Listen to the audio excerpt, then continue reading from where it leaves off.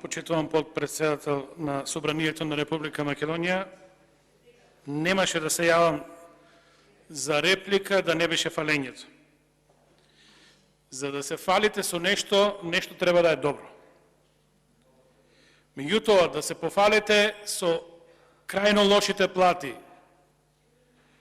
во градинките, крајно лошите плати и со зголемувањето кое ќе го направите во градинките, не е некое дело, не е некој чин да излезете овде на говорници и да речете таму ги средивме работите. Ова што го правите е само трошки фрлање со цел да се замае македонската јавност. Многу повеќе за земјоделците, за во судството, за не знам каде, да помислат луѓето дека нешто во државата се средува. Ова ни најмалку не е некоја вест за вработените во градинките.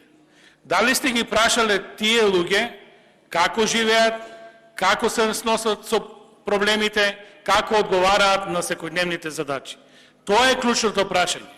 Задоволството не можете да го купите со давање трошки и со фалење дека нешто добро сте направили. Проблемот ви е утнат од почеток. Како ѓавол од тамјан бегате од колективните договори. Зошто? Затоа што бегате од основицата на платата. Клучниот момент кога зборуваме за плати. На нас во државата основицата на платата не е проблем.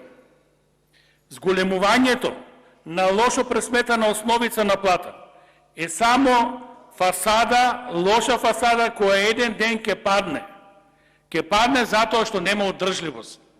Лоша плата, да ја зголемите со мал процент, не постигате никаков краен ефект кај примателите.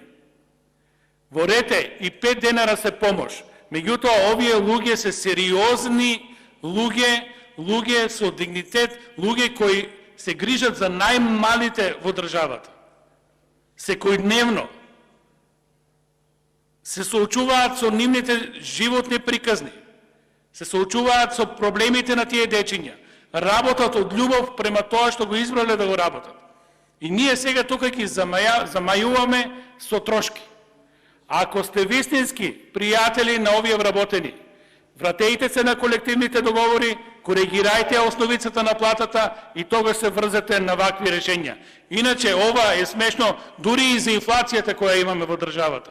Повторно се посиромашни и пред ова зголемување. Благодарам.